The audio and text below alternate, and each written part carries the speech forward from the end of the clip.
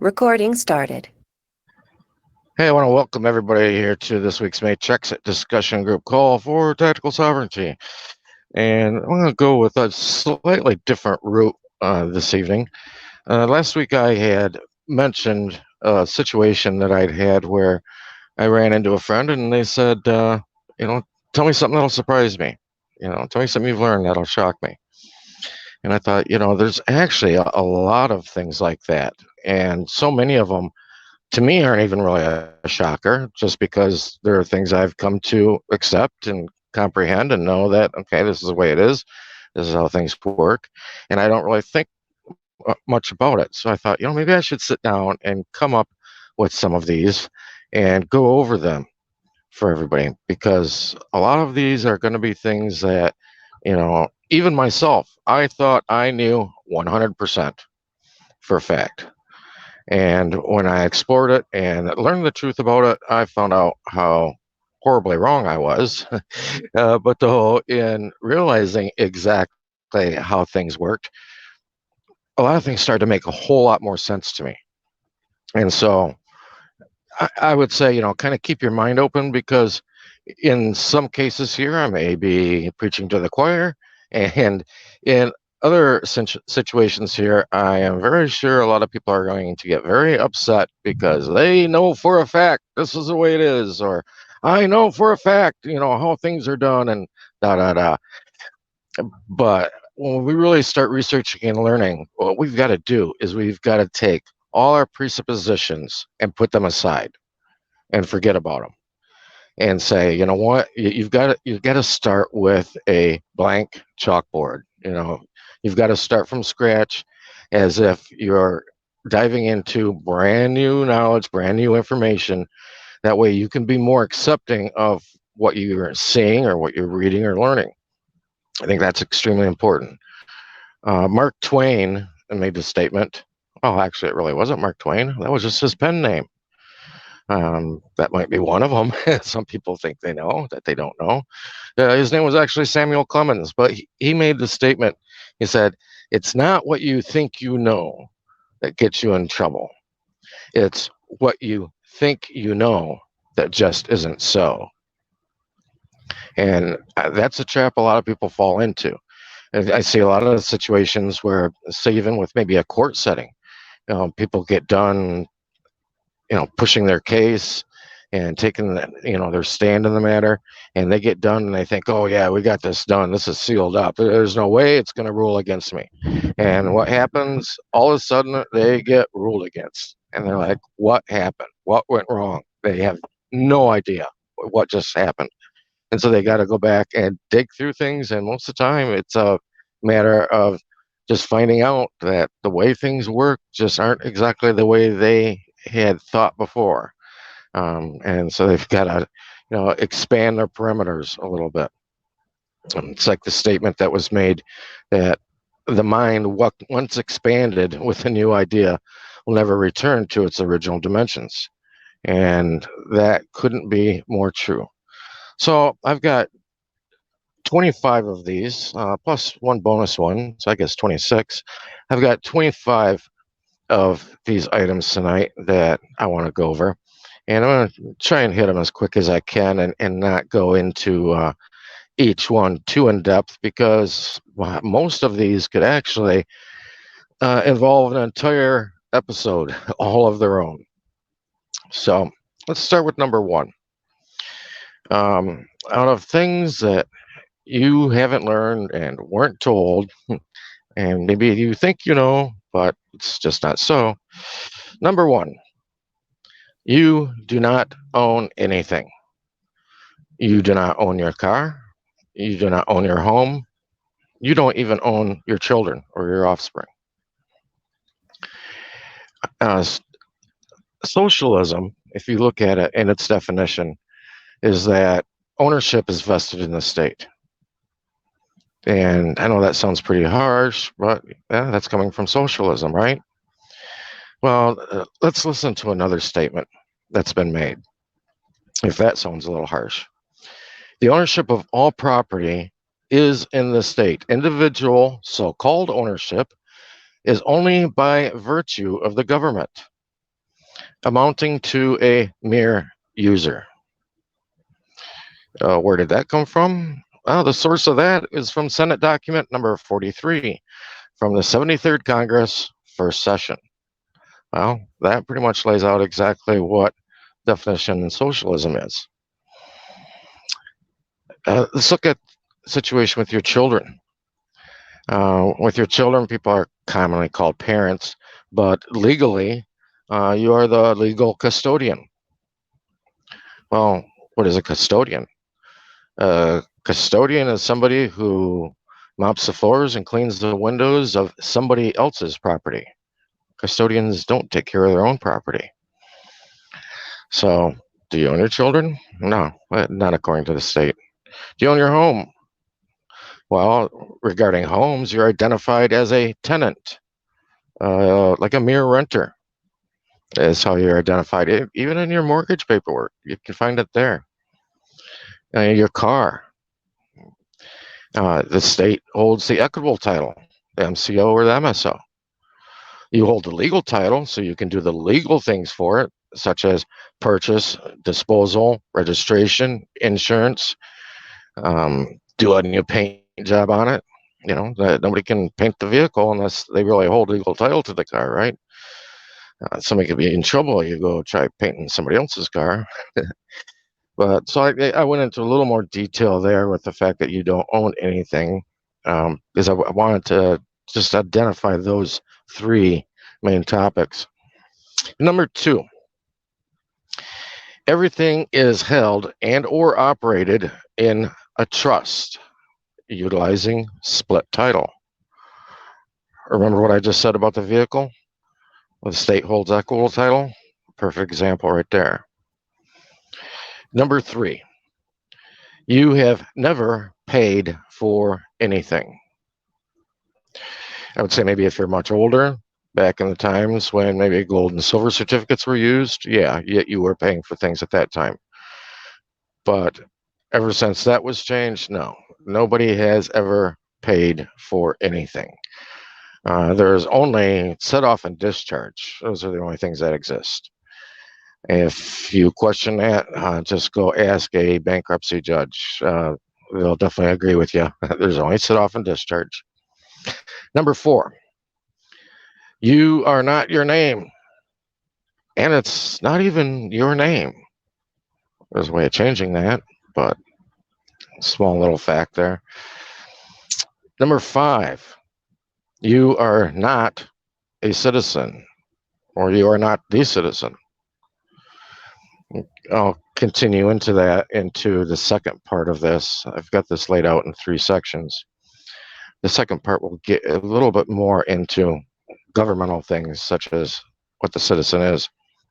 Number six, what the majority believes is false. The majority's idea of things, like I say, it's a belief. And beliefs are not knowing, it's not knowledge. It's just a collective opinion. Number seven, anyone with a popular voice is allowed to be popular. People don't just organically, naturally become popular among the general public, such as, say, people like Alex Jones or David Icke, people like that. Now, they're there to fulfill a purpose. They're allowed to be there. I wouldn't necessarily call that controlled opposition. I know that's the first thing that would pop to a lot of people's mind. Wouldn't necessarily call it controlled opposition. Many times it's just a case of useful idiots, really. Number eight, schooling is not for education. Yeah, that's kind of a shocker, right? Education is not for education. The education system is merely just for indoctrination.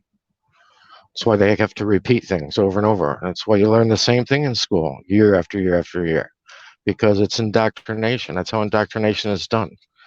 12 years, your first 12 years of school life, stop and ask yourself, did you ever learn a skill or a trade? Anything that you could take to the workplace, to that market? No, not at all. You just learned enough to be a good worker, which is exactly what Rockefeller said in starting the education system.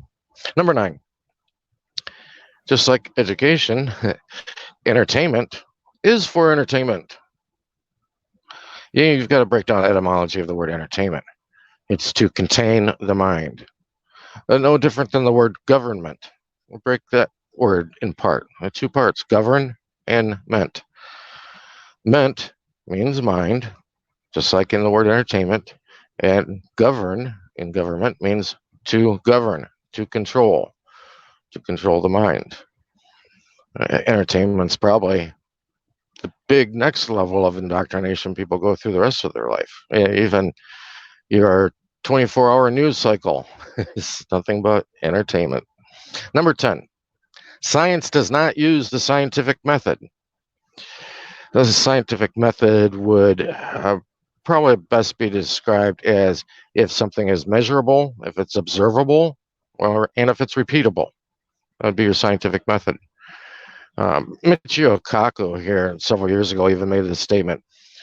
And he said he doesn't know anybody in his field that uses a scientific method. He said, it's just guesswork. We fly by the seat of our pants. Number 11, there's a difference between words and terms. We were just discussing this before starting the recording when we were talking about the word private. One of the favorite thing that attorneys like to do is reclassify things. So they take common words and they reclassify them and make them a tool of the legal society. And since it's one of their tools, they get to define how it's used. Take the word, for instance, like consideration. We think of that commonly as, well, are you being considerate to one another? Are you being nice? Are you being kind? Well, in legal terminology, and turning that from just a word into a term, that term consideration really means, for instance, do you have a dog in a hunt? A good example of that would be money that you put down on property that you want to buy. That's a form of consideration. Number 12, the USA is not one nation under God. And listen to the founders. Look at the statues around Washington, D.C. Look for this God that this nation is under, because all through history, whenever a society is set up, what they do is they will go and they will put up artwork, sculptures, reliefs, things like that, of the gods that society follows. So walk around DC, see if you can find an image of the creator anywhere. I would say if the USA is one nation under God, they have not really disclosed what God that is. It's not who you think it is. Although they do have a rotunda in DC of Mercury. I would go check that out. Mercury's everywhere. In fact, the concert for Mercury or Hermes is even on the top of the Capitol building. It has Persephone up there, his consort. The only statue that is not lit up at night, by the way. And she's painted black. All right, number 13. We're on to number 13. And this is part of that second section that I was referring to earlier, talking more about government. Number 13, nothing in government occurs on accident. Everything is planned. That's not just a statement that I'm making. That was a statement that Franklin Roosevelt actually made. And any of these things I'm mentioning here this evening are not things that just dreamt up out of my mind. They're things that I've found evidence of and that I can back up. Anybody has a question on any of them? Hey, I'll show you examples of it. All right, that was number 13. On to number 14. Voting does not establish a choice. It merely only gives opinion, but more importantly for the state, it's showing your consent through your participation. You're saying, hey, I'm going to go and vote. Whoever gets elected, I want it to be my guy, but even if it's not, I'm still going to participate with everything. And what do they need in order to rule a people? President Obama even said it in one of his speeches. He said, we rule by the consent of the governed. So if you're participating in their system, think of all the things you've consented to that have occurred, not just on the blood-soaked sands of the USA, but across the world. Number 15, you are not we the people. Yeah, I hate to tell you that. The people are your public officials, people that are serving office, people working within government. Those are the people, just like the Constitution, where it started out in the preamble, we the people of the United States. Well, how many people were around? There wasn't anybody around. In fact, after it was written, it had to be taken around to different states to get ratified. So that it wasn't even fully represented there at that convention. And so if you want to know who wrote that document that started with we the people, if you want to know who we is, just flip it over and look and see who signed it. That's where you're going to find those people at. Number 16, you are not the public. I think I just kind of covered that a little bit. The citizens are the general public. The public writes laws to protect themselves from the general public and to ensure the sanctity and the well-being of the public, of the government, to make sure things are running the way they want them to. Number 17, the United States is not the landmass. So when you see this map of the United States, you're looking from California to New York, maybe down to Florida, up north to Maine or Michigan. You're not looking at the United States, because that is not where they are located at. If you want to know where they are located at, you can go read Uniform Commercial Code 9-307. That will tell you where the United States is. I'll just give you a spoiler alert. It's located in the District of Columbia. What else happens in the District of Columbia? Congress assembles in the District of Columbia. I'm sure that you've read documents from Congress that says the United States in Congress assembled. There you go. That's where the United States is alive and active when Congress is assembled. Number 18, 7 of the first 8 presidents of the United States were not citizens. Yes, that's a fact. They were British subjects that started the country United States, or company United States. Not even a lot of the popular figures, as a matter of fact, like Benjamin Franklin, Thomas Paine, Patrick Henry. These guys weren't even citizens either. They were all British subjects.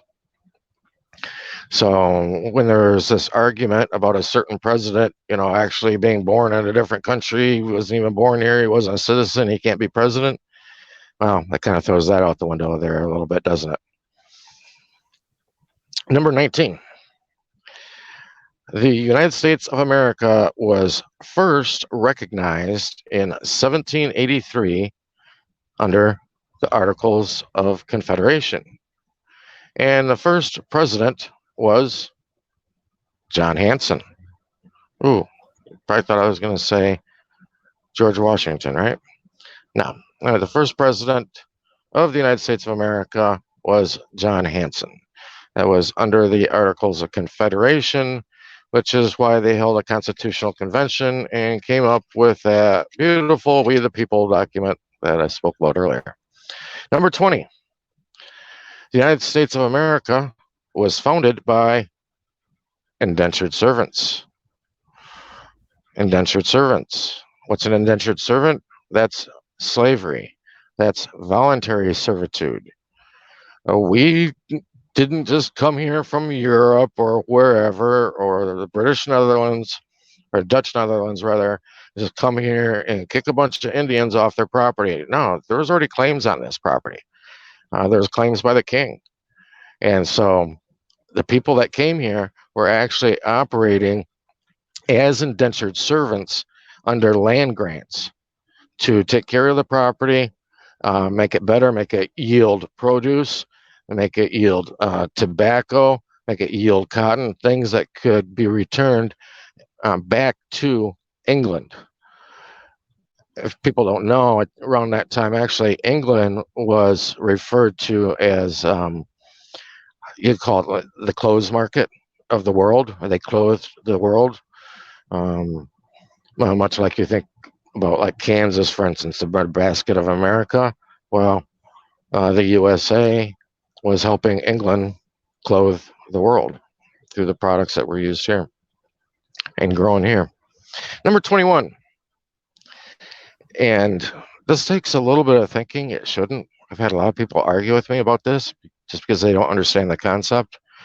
Because there's some presidents that serve, say, for instance, 2 terms, but that doesn't make them a different number for each presidency. There's still, the 13th president or the 28th president. So number 21 is Trump was not the 45th president. Donald Trump was only the 44th president, not the 45th. And I think that's interesting how they put that out there and people don't catch it. And it just shows how easily people are manipulated to accepting things that are completely false. Because if President Trump was the 45th president, that would mean that 45 men have been president, say, for instance, since George Washington, which isn't true. Only 44 people have been president since George Washington. It was actually Grover Cleveland that kind of threw a wrinkle into the mess. Grover Cleveland served as the 22nd and the 23rd president, which is actually incorrect. I've got there. I can't believe I wrote that. I've got 22nd, 23rd. It's 22nd and 24th president, because the 23rd president in between his 2 terms was Benjamin Harrison. I'm going to go into the final section on this, section 3, and I'm just going to hit banks for the last 4 or 5 of these. And, all of these things, there's so much more that could be said, so many more things that could be added, but I just kind of want to keep this somewhat short and simple, because I knew there's going to be a lot of these that people are going to sit back and go, wait a minute, they're going to have to stop and think about it and go back and research these things, look them up. All right. So getting into banks, and I'm not going to bring up things that everybody's heard all the time, like, the Federal Reserve is neither federal nor reserve. I'm not even going to touch that kind of stuff. We hear that kind of crap all the time, which is true, but however. All right, number 22. The money in the bank account isn't yours. When you deposit money into a bank account, it's probably a lot like filling out those W-4s, W-2s, or whatever in the spring. It's considered a gift. They actually now have that money to do with as they will. So what do we think they do with that money? That goes to number 23. 23 is the banks do not lend out depositors money. In fact, it's against the law for them to do that. And that's not the way a fractional banking system works. So no, the banks do not lend out depositors money. Number 24. Every dollar in your pocket represents a dollar that someone else owes the bank. That ties back with number 23. Go and read Modern Money Mechanics. Learn how money is produced. It comes into the system through debt. Number 25. A central bank, such as Federal Reserve, is the 5th plank in the 10 planks by Karl Marx for socialism. Think about that for a minute. That was the fifth of the planks for Karl Marx, was a central bank. If we go back to a war, some guy with a funny little mustache over in Germany had started, he was having the same issue. He was getting rid of the central bank because he knew it was tearing apart the country. He kicked them out, started a national bank, and guess what? The country started flourishing. Good reason to get rid of him. So those were my 25. But, I couldn't just end with that last one regarding the central bank and Karl Marx. I needed to add a bonus to this. Add a number 26 to this. And this goes into the second plank of Karl Marx for socialism. And so number 26 is a progressive and graduated income tax is his second plank. A progressive and graduated income tax. Doesn't that sound familiar? Has everybody ever looked at an income tax spreadsheet and see how much is taken from you according to how much is earned? It's exactly what the U.S. has, a progressive and graduated income tax. Gosh, I wonder where they learned that from. And like I said earlier, all these things are put in place for peace, to instill peace and basically safety of the public, of the government, to make sure operations run the way they need to be running. And we have to comprehend, Roy, what peace is really about. How is peace achieved? Peace is achieved through warfare. That's how peace is gained. It's through warfare. And what is the objective of warfare? The objective of warfare is it to maintain a long and sustained peace. Yeah, to make sure the people at the top are protected from the people at the bottom. That's what peace is. So your subjection is what ensures peace. When you look at the word subjection, kind of break that word apart. What's the beginning of it? A subject. So you being a subject ensures their peace. It reminds me of looking at the word state, or say state of Idaho, or state of Michigan, or state of Washington, or Illinois. I think a lot of people don't really think about it when you look at that, but you can go into the UN ratings and they don't say it. They don't really come right out and say it, but in enough places where it's discussed, it's alluded to enough that word state isn't a noun. It's actually a description. It's a description of California, or a description of Michigan, or a description of New York. And what is that description? What's that state? A state is a condition. And it's a condition of being a conquered territory. So next time you see like state of Illinois or state of Maine, instead think of the conquered territory of Maine, or the conquered territory of Illinois, things along those lines, because that's what it really means. But they don't put it right out there for you. This is stuff that, you've got to learn this for yourself in school. That's the class. Learn it for yourself. They'll give you the tools on where to look, but they're not really going to come right out and tell you. And sometimes they do, but people just aren't listening. They're not really paying attention.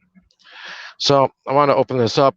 If anybody had anything they want to add to it, and like I say, just keep yourself muted, because this will unmute the whole board and we will hear everything you're doing in the background, and you might not want that.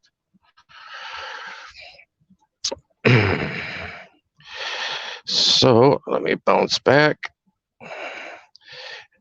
And everybody should be unmuted now. So If anybody has something they want to bring up or add in, feel free to do so. This, fortunately, was only about 30 to 35 minutes this evening, but I think it gave people some definite food for thought, I would say. Yeah, and I think you hit the nail on the head on most everything. And I wanted to point out the thing about the United States, the location of the debtor. The United States is located in Washington, D.C. Now, the United States is this entity that all of the 49 states of the Union supposedly ceded their jurisdiction to. In that, if they ceded their jurisdiction to the United States, and the United States is located in Washington, D.C., and Washington, D.C. has no statehood, does that imply that, in fact, the states gave up their sovereignty for no statehood? Yeah. Absolutely. Absolutely. They surrendered it. That's what I was thinking. Just That's wanted to what point happens when that you're out. conquered. Yeah, I just wanted to point that out because I think that's a very important note that I think people should take a look at and really start thinking about what they're doing when they get involved in the political scheme or the educational scheme. It's all false based on having no statehood, and you feel like you're regulated, then you're the one that's been deceived. I will say that there is sometimes a very invisible power or authority out there of the states.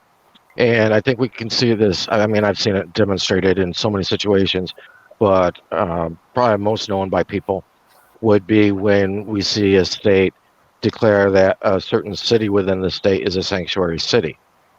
And the only thing really that the federal government does in that situation is they come back and they say, okay, fine, what you're doing goes against our federal laws, which, as we know, the laws are made to protect Washington, D.C. And so, therefore, if they're not going to follow the federal laws, then the federal government tells them, we are no longer going to send you any aid, any support. You're not getting any money from us, which when I'm seeing things like that, a lot of people yell and scream about what these states are doing or what the city's doing, and I think it's awesome. That the only problem is it's not being used correctly, and I think all of them should be able to use it correctly. I think the majority of the states and cities are self-sufficient enough that they could thumb their nose at Mr. Global and start taking care of themselves and saying we don't need your money, because when you take somebody else's money, that means you're also holding liability. The borrower is servant to the lender. So you have liability when you accept their money. You have to follow their rules.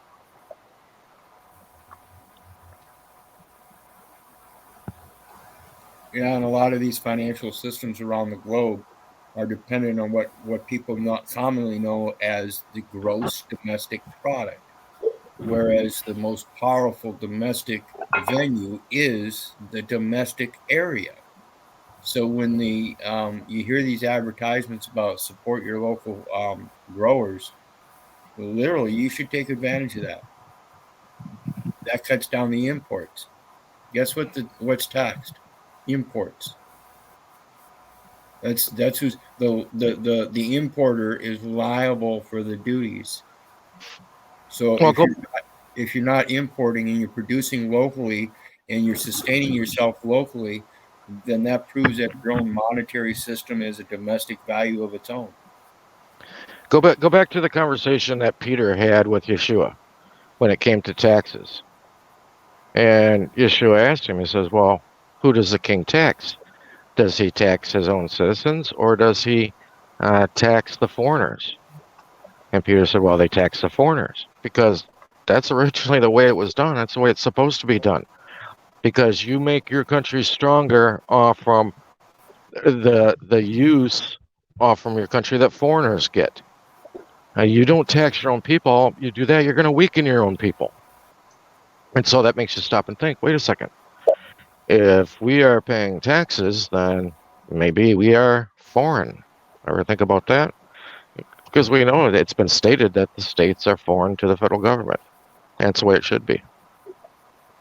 Yeah, and we're the ones that establish ourselves as federal branches and agencies without realizing it, because there's a presumption of performing in a similar capacity. So if we act like a banking institution by making various different transactions using those financial instrumentalities of the government, we're assumed to be government. Yeah, absolutely. Yep, that's what self-governance is all about. If you can't be self-governing, then somebody else will do it, and you're not going to be happy with the results. Because everything they do is for their protections, not yours.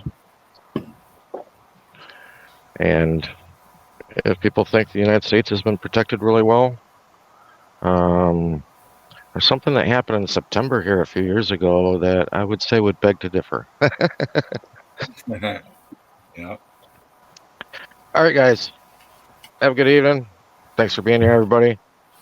I think this might have been short, but those are just some bullet points. People go back over. Let's do it again. Write them down. Go research them. You'll find out it's true. And then stop and think about, wait a second. How many other things have we been led to believe that just isn't so? Yep. Good night, guys. Exactly. Good night, guys. And like I say every week, I can't forget this. Good night. I can't forget this. Learn who you really are, where you're really from, and where you're really at. That's Thanks, what you got to Brian. figure out. Good night, Joe.